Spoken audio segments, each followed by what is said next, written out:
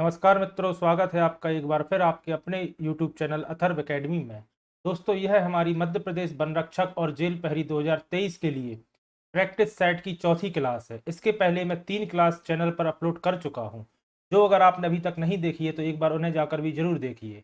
और अगर आप चैनल पर नए हैं और अभी तक आपने चैनल को सब्सक्राइब नहीं किया है तो चैनल को सब्सक्राइब करें और ज़्यादा से ज़्यादा लोगों तक शेयर करें। आइए तो समय व्यर्थ ना करते हुए शुरू करते हैं आज की हमारी क्लास। सबसे पहले जान लेते हैं कल यानी कि प्रैक्टिस सेट 3 के क्विज के महत्वपूर्ण प्रश्न। ये प्रश्न दोस्तों प्रैक्टिस सेट 3 के क्विज के प्रश्न हैं, जो कि मैंने कल की वीडियो के लास्ट में पूछे थे और कुछ लोगों ने इसके सही जवाब भी कमेंट बॉक्स में दिए हैं। मैं आशा करता हूं कि सभी लोग डेली क्विज के प्रश्नों के जवाब कमेंट बॉक्स में देंगे। पहला प्रश्न था, ताप्ती नदी का उद्गम कहां से होता है? ऑप्शन थे महू, अमरकंटक, बैतूल और रायसेन। तो मैं आपको बताना चाहूंगा, महू की जानापाव की पहाड़ी से चंबल नदी का उद्गम होता है, याद रखिएगा। अमरकंटक से 3 नदियों का उद्गम होता है, नर्मदा, जोहिला एवं सोन। और बैतूल के पास मुल्ताई नामक क्षेत्र से ताप्ती नदी का उद्गम होता है। तो इसका सही जवाब होगा ऑप्शन नंबर सी, बैतूल। और रायसेन से बेतवा नदी का उद्गम होता है, याद रखिएगा। फिर प्रश्न पूछा था, मध्य प्रदेश की ऊर्जा राजधानी के रूप में किसे जाना जाता है? तो दोस्तों सिंगरौली को, ऑप्शन नंबर सी इसका सही जवाब होगा। मध्य प्रदेश की ऊर्जा राजधानी के रूप में जाना जाता है। मध्य प्रदेश की राजधानी भोपाल, मध्य प्रदेश की वाणिज्यिक एवं व्यावसायिक राजधानी इंदौर एवं मध्य प्रदेश की न्यायिक राजधानी के रूप में जबलपुर को जाना जाता है। फिर प्रश्न था, माता पिता में कौन सा समास है?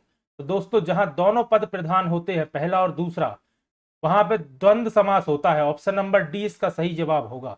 आइए बढ़ते हैं अपनी आज की क्लास के पहले प्रश्न की तरफ। आज का पहला प्रश्न है, वर्ष 2001 से 2011 के दशक में मध्य प्रदेश की दशकीय वृद्धि दर कितनी थी? दोस्तों यह काफी महत्वपूर्ण प्रश्न है और जो कि कई बार प्रश्न एग्जाम में पूछा जा चुका है। इसका सही जवाब होगा ऑप्शन नंबर डी, 20.3% वर्ष 2001 से 2011 के मध्य दशकीय वृद्धि दर रही है, याद रखिएगा। अगला प्रश्न है, अवंतिका मध्य प्रदेश के किस नगर का प्राचीन नाम है? तो जैसा कि आप सभी जानते होंगे, उज्जैन का प्राचीन नाम अवंतिका रहा है, याद रखिएगा। अगर बात की जाए उज्जैन की, तो उज्जैन क्षिप्रा नदी के तट पर बसा हुआ एक शहर है, जहां देश के 12 ज्योतिर्लिंगों में से एक महाकालेश्वर ज्योतिर्लिंग स्थित है। उज्जैन में ही कालिदास अकादमी एवं मलखंभ अकादमी स्थित है। उज्जैन में ही मंगलनाथ का मंदिर है, जो कि मान्यताओं के अनुसार मंगल ग्रह की जन्मभूमि के रूप में जाना जाता है। उज्जैन में ही प्रति 12 वर्षों में क्षिप्रा नदी के तट पर रामघाट पर सिंहस्थ कुंभ मेले का भी आयोजन होता है। तो इतने पॉइंट आप दोस्तों उज्जैन से याद रखिएगा। शिवपुरी मध्य प्रदेश की पहली पर्यटन नगरी के रूप में जानी जाती है। धार को राजा भोज की नगरी के रूप में जाना जाता है। और मांडू, जो कि धार जिले के अंतर्गत आता है, मांडू अपने महलों एवं किलों के लिए फेमस है। मांडू में खरबूजा महल, जहाज महल सहित अन्य कई महल हैं। मांडू में ही हुसंग शाह का मकबरा स्थित है। प्रश्न आता है, हुसंग शाह का मकबरा मध्य प्रदेश में कहाँ स्थित है? तो याद रखिएगा मांडू में। आइए बढ़ते हैं अपने अगले प्रश्न की तरफ। अगला प्रश्न है, किसी पूर्ण स्पर्धी बाजार में किसी फर्म की, ऑप्शन है, औसत आय सीमांत आय से अधिक होती है। सीमांत आय औसत आय बराबर नहीं होती है। औसत आय सदा सीमांत आय के बराबर होती है। सीमांत आय औसत आय से अधिक होती है। तो इसका सही जवाब होगा ऑप्शन नंबर सी, किसी पूर्ण स्पर्धी बाजार में किसी फर्म की औसत आय सदा सीमांत आय के बराबर होती है, याद रखिएगा। अगला प्रश्न है, पानीपत की तीसरी लड़ाई किनके बीच लड़ी गई थी? दोस्तों पानीपत की लड़ाई से अधिकतर एक ना एक प्रश्न आपको एग्जाम में देखने को मिलते हैं। तो आइए डिस्कस कर लेते हैं पानीपत की तीनों लड़ाइयों के बारे में। पानीपत का पहला युद्ध 20 अप्रैल 1526 को लड़ा गया था और यह बाबर एवं दिल्ली के शासक इब्राहिम लोदी के बीच लड़ा गया था, जिसमें बाबर की जीत हुई थी। पानीपत का दूसरा युद्ध 5 नवंबर 1556 को लड़ा गया था और यह युद्ध अकबर एवं हेमू के मध्य लड़ा गया था। हेमू का ही नाम दोस्तों हेमचंद विक्रमादित्य था।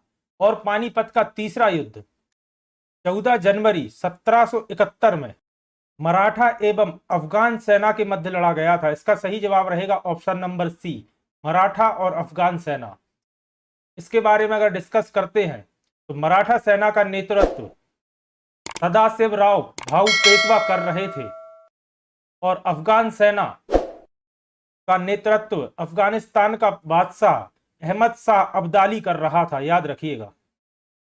इस युद्ध में मराठों की हार हुई थी और जो कि इतिहास में मराठों की सबसे बड़ी हार के रूप में दर्ज है।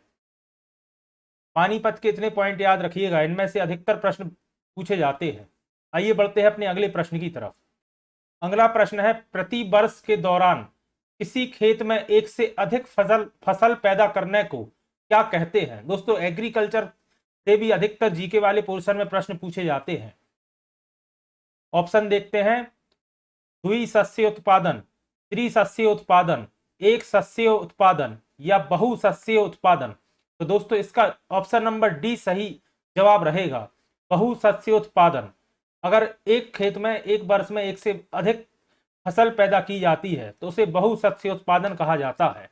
दोस्तों यह सभी प्रश्न प्रीवियस ईयर एग्जाम में लगातार पूछे जा चुके हैं और मैंने वही प्रश्न लिए हैं जो रिपीट होने की संभावना जिनकी ज़्यादा है।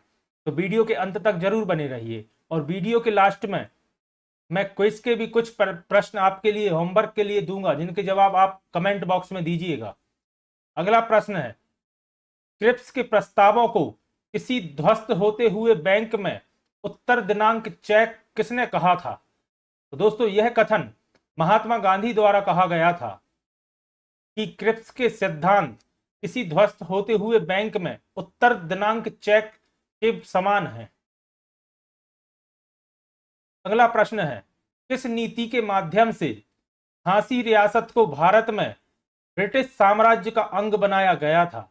दोस्तों काफी महत्वपूर्ण प्रश्न है, कई बार एमपीपीएससी और अदर एग्जाम में पूछा जा चुका है और यह राज्य अपहरण नीति के माध्यम से झांसी रियासत को भारत में ब्रिटिश साम्राज्य का अंग बनाया गया था। साथ ही अगर झांसी की बात करते हैं तो वर्ष 1853 में झांसी को ब्रिटिश साम्राज्य में मिला लिया गया था राज्य हड़प नीति के तहत। और अगर झांसी की रानी की बात की जाए, 1857 का विद्रोह में झांसी की रानी ने विद्रोह की शुरुआत झांसी एवं ग्वालियर से की थी और 18 जनवरी वर्ष 1858 में रानी लक्ष्मीबाई को अंग्रेज सेना से लड़ते हुए वीर गति प्राप्त हुई थी, याद रखिएगा। यह प्रश्न भी अधिकतर पूछा जाता है। अगला प्रश्न है, सकल घरेलू उत्पाद जिसे जीडीपी कहा जाता है और सकल राष्ट्रीय उत्पाद जिसे जीएनपी कहा जाता है के बीच मुख्य अंतर क्या होता है?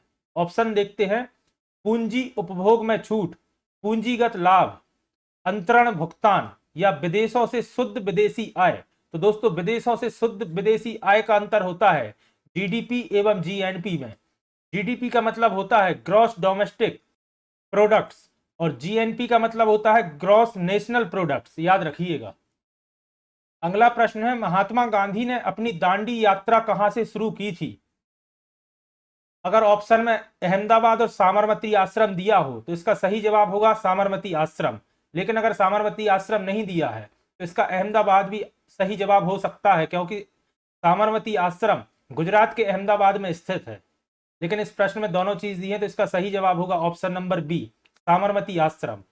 12 मार्च वर्ष 1930 को महात्मा गांधी ने गुजरात के अहमदाबाद स्थित साबरमती आश्रम से दांडी यात्रा की शुरुआत की थी और 12 अप्रैल को महात्मा गांधी दांडी पहुंच गए थे, याद रखिएगा। साथ ही नमक सत्याग्रह दांडी मार्च का ही एक हिस्सा है, याद रखिएगा। अगला प्रश्न है, सरकारों को एकात्मक और संघीय रूप से वर्गीकृत करने का आधार क्या है? इसका सही जवाब होगा केंद्र और राज्यों के बीच का संबंध सरकारों को एकात्मक और संघीय रूप से वर्गीकृत करने का एक आधार है, याद रखिएगा, केंद्र और राज्य के बीच का संबंध। अगला प्रश्न है, नाबार्ड है एक, पूछा गया है नाबार्ड क्या है? तो दोस्तों नाबार्ड एक वित्तीय संस्था है नाबार्ड का मतलब होता है national bank for agricultural and rural development, याद रखिएगा नाबार्ड। और इसकी स्थापना 12 जुलाई वर्ष 1982 1982 में की गई थी, याद रखिएगा। और नाबार्ड का मुख्यालय मुंबई में स्थित है। कई बार मुख्यालय भी पूछ लिया जाता है। अगला प्रश्न है, ज्वालामुखी गतिविधियों से किस प्रकार की झील बनती है? तो दोस्तों ज्वालामुखी गतिविधियों से कॉल्डेरा झील बनती है। ऑप्शन नंबर सी इसका सही जवाब होगा। आइए बढ़ते हैं अपने अगले प्रश्न की तरफ। अगला प्रश्न है, भारतीय प्रायद्वीपीय ब्लॉक की केंद्रीय उच्च भूमि किसकी बनी है? तो दोस्तों आग्नेय और कायांतरित शैलों से बनी हुई है भारतीय प्रायद्वीपीय ब्लॉक की केंद्रीय उच्च भूमि, याद रखिएगा। ऑप्शन नंबर ए इसका सही जवाब रहेगा। अगला प्रश्न है, जिस कुएं में से जल, यहां पे दोस्तों स्पेस है, कुएं में से जल द्रव्य चलित दाब के माध्यम से निकलता है उसे क्या कहते हैं? तो दोस्तों उसे उत्स्तृत कूप कहा जाता है, याद रखिएगा। जिस कुएं में से जल द्रव्य चलित दाब के माध्यम से निकलता है, याद रखिएगा। अगला प्रश्न है, मूर्ति देवी साहित्य पुरस्कार किस संस्था ने शुरू किया था? तो दोस्तों यह पुरस्कार ज्ञानपीठ ट्रस्ट द्वारा दिया जाता था। यह शुरुआत की गई थी मूर्ति देवी साहित्य पुरस्कार, याद रखिएगा। ऑप्शन नंबर सी इसका सही जवाब है। अगला प्रश्न है, निम्नलिखित में से किस राज्य में बाल लिंग अनुपात भारत में न्यूनतम है? तो दोस्तों हरियाणा राज्य में भारत में न्यूनतम लिंग अनुपात है, जो कि 879 है, 879। और अगर अधिकतर पूछा जाए तो केरल का सर्वाधिक है, 1084। साथ ही मैं आपको मध्य प्रदेश का भी याद दिलाना चाहूंगा। मध्य प्रदेश का लिंग अनुपात है 931, याद रखिएगा। आइए बढ़ते हैं अपने अगले प्रश्न की तरफ। हास्य गैस है, हास्य गैस जिसे NOS नॉस कहा जाता है, नाइट्रस ऑक्साइड। और इसका सही जवाब रहेगा option number D, nitrous oxide, हास्य गैस या लॉफिंग गैस। अगला प्रश्न है, पॉलिएस्टर के बने कपड़े धोने के बाद जल्दी सूख जाते हैं क्योंकि? एक जलसह सामग्री है, वह ऊष्मा को जल्दी अवशोषित कर लेता है, जल बहुत जल्दी वाष्पित हो जाता है, या पॉलिएस्टर बहुत कम जल का अवशोषण करता है। तो दोस्तों ऑप्शन नंबर डी इसका सही जवाब रहेगा। पॉलिएस्टर बहुत कम जल अवशोषित करता है, इस वजह से वह जल्दी सूख जाता है। अगला प्रश्न है, सैटेनिक वर्सेज नामक पुस्तक किसने लिखी थी? तो दोस्तों यह सलमान रश्दी द्वारा लिखी हुई एक पुस्तक है, सैटेनिक वर्सेज, याद रखिएगा। अगला प्रश्न है, निम्नलिखित में से कौन से युग्म का मिलान सही है? पायरोमीटर, द्रव्य का घनत्व मापन। पायरोमीटर जैसा कि आप सभी जानते होंगे उच्च ताप या बहुत ज्यादा टेम्परेचर मापने के लिए उपयोग किया जाता है।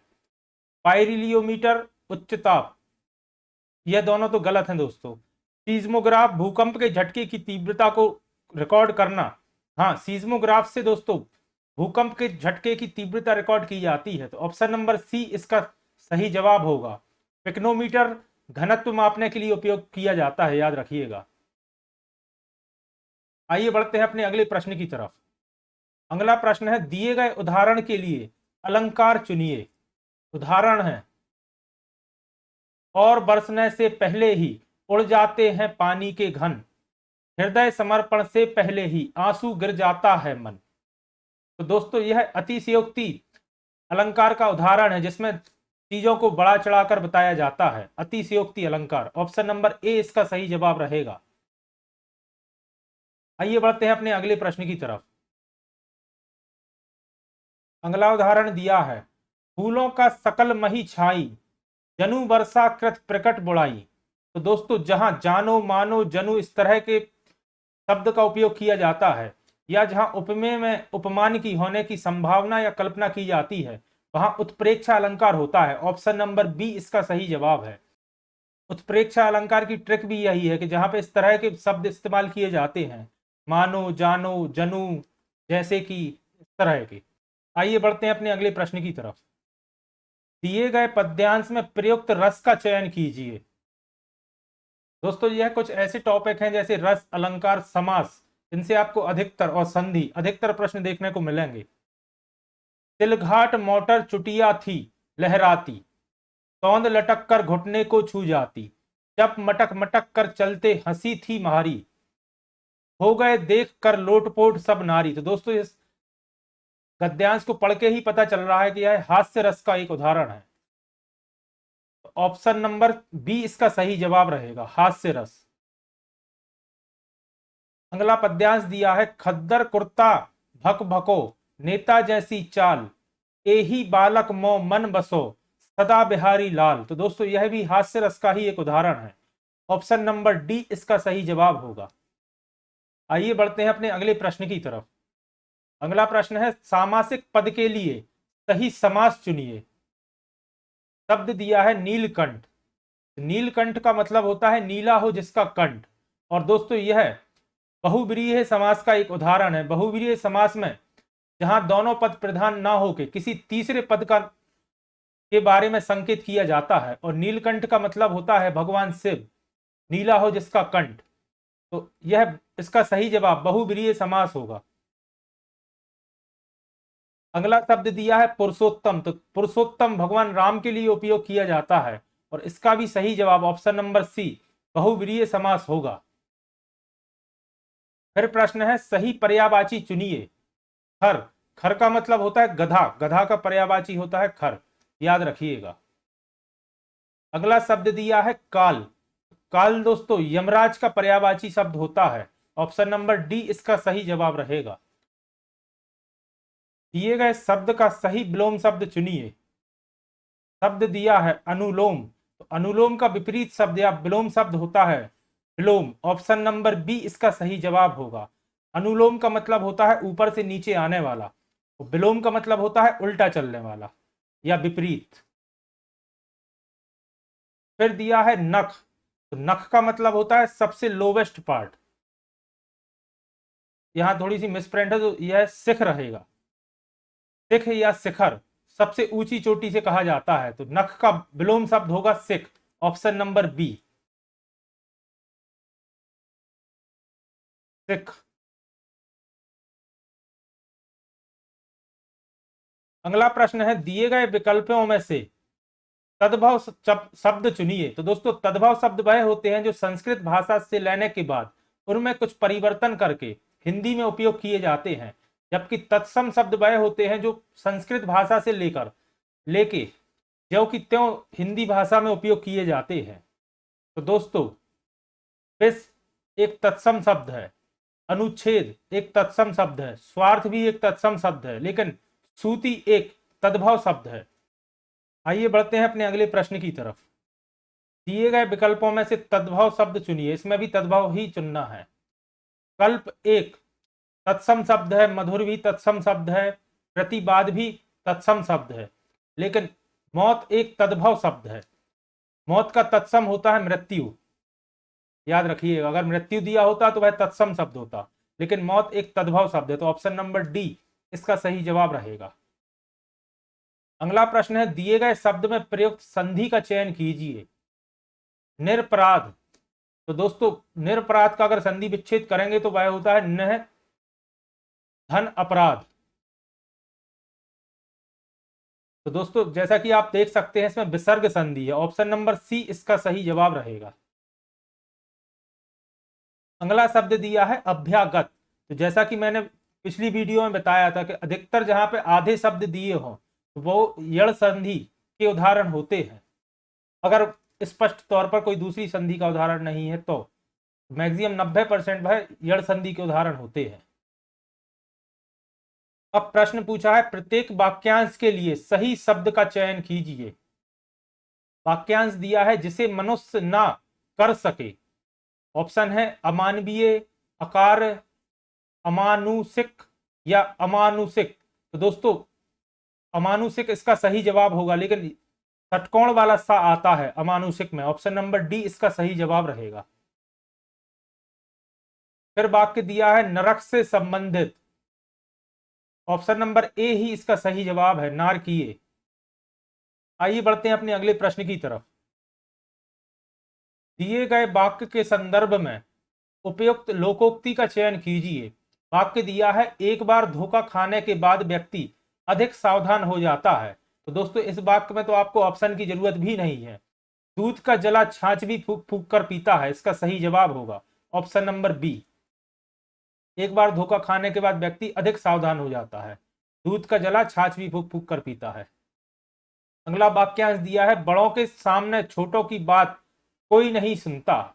ऑप्शन है, बड़े दमामा जात के कहूं चूहे के चाम। फिर है, बिल्ली की गर्दन में कौन घंटी बांधे। फिर है, नक्कार खाने में तूती की आवाज कौन सुनता है। तो ऑप्शन नंबर सी इसका सही जवाब होगा, नक्कार खाने में तूती की आवाज कौन सुनता है। आइए बढ़ते हैं अपने अगले प्रश्न की तरफ। अगला प्रश्न है, प्रत्येक मुहावरे के लिए सही विकल्प चुनिए। मुहावरा दिया है, हाथ का मैल। ऑप्शन नंबर ए ही इसका सही जवाब हो गया। अत्यंत तुच्छ वस्तु के लिए हाथ का मैल का मुहावरा उपयोग किया जाता है कि हाथ के मैल के समान है। अगला मुहावरा दिया है, चंद्रमा में दाग होना। ऑप्शन नंबर ए ही इसका सही जवाब है। गुणवान में भी दोष होना चंद्रमा में दाग होने के समान है। अगला मुहावरा दिया है, अंगद का पैर होना। ऑप्शन है, अंगद के पैर के समान बड़े पैर होना, एक स्थान पर दृढ़ता से जम जाना। तो ऑप्शन नंबर बी इसका सही जवाब होगा। एक स्थान पर दृढ़ता से जम जाना के लिए अंगद का पैर होना मुहावरे का उपयोग किया जाता है। अगला प्रश्न है, सही सुमेलित कीजिए। सूची 1 और सूची 2 में सुमेलित करना है। एक तरफ स्थानों के नाम दिए हैं, दूसरी तरफ शहरों के। महाकालेश्वर जैसा कि आप सभी जानते हैं उज्जैन में स्थित है। ए का 4, सांची स्तूप रायसेन में। 2 का 2, गुजरी महल Gwalior. 3, Tajul Masjid Bhopal. 1, 4 2 3 1। Option number B इसका सही जवाब होगा, 4 2 3 1। महाकालेश्वर मंदिर उज्जैन में स्थित है, सांची स्तूप रायसेन में स्थित है, गुजरी महल ग्वालियर में स्थित है और ताजुल मस्जिद भोपाल में स्थित है, याद रखिएगा। अगला प्रश्न है, मध्य प्रदेश की कौन सी नदी बंगाल की खाड़ी में गिरती है। तो चंबल नदी तो दोस्तों यमुना नदी की सहायक नदी है।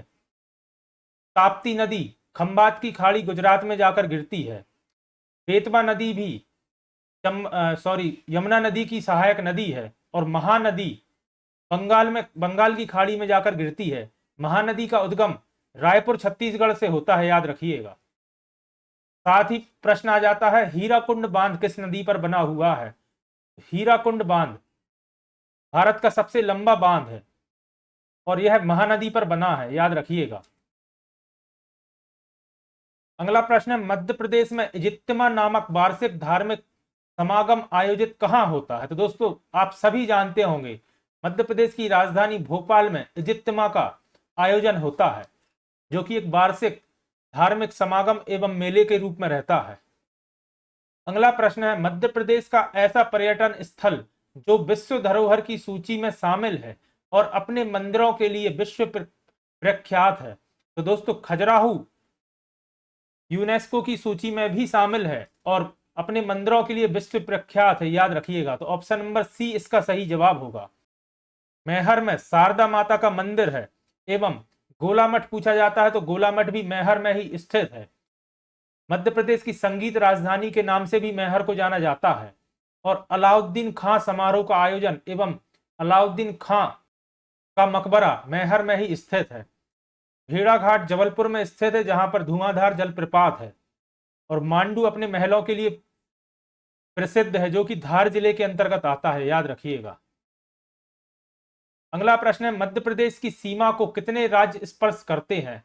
तो दोस्तों मध्य प्रदेश के 5 राज्य ऐसे हैं जो मध्य प्रदेश से अपनी सीमा साझा करते हैं, जिनके नाम है उत्तर प्रदेश, राजस्थान, महाराष्ट्र, छत्तीसगढ़ एवं गुजरात। मध्य प्रदेश अपनी सबसे ज्यादा 13 जिलों की सीमा उत्तर प्रदेश राज्य के साथ साझा करता है एवं सबसे कम सीमा गुजरात राज्य के साथ 2 जिलों की सीमा साझा करता है, याद रखिएगा। अगला प्रश्न है, मध्य प्रदेश के उज्जैन और रतलाम में शिक्षा के प्रसार हेतु गांव घर स्थापित किए गए हैं। इन गांव घरों का संबंध किस प्रकार की शिक्षा से है?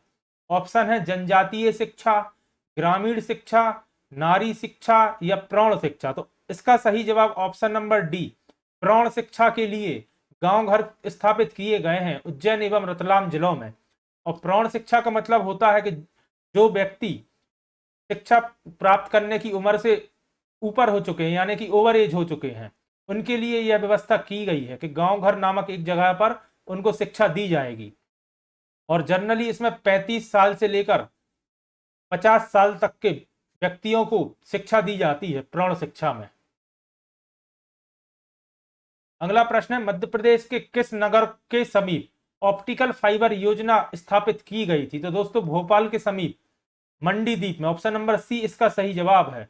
भोपाल के समीप मंडीदीप में ऑप्टिकल फाइबर कारखाना स्थापित किया गया था।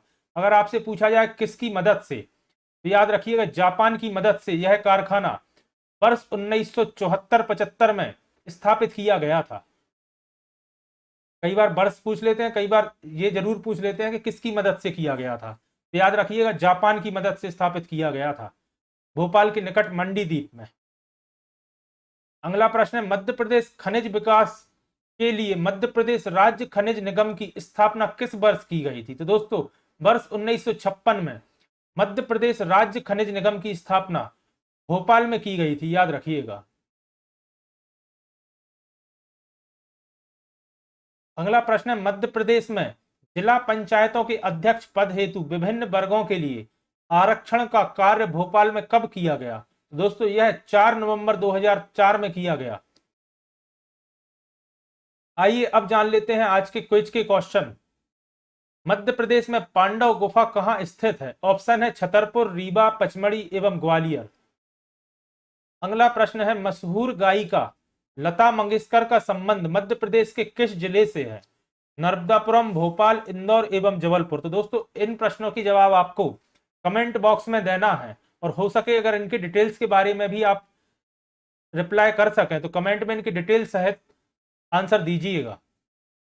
फिर प्रश्न है, कौन सा विटामिन मनुष्य की आंखों के लिए सर्वाधिक जरूरी है? तो दोस्तों 2 जीके के प्रश्न है और एक साइंस का प्रश्न है,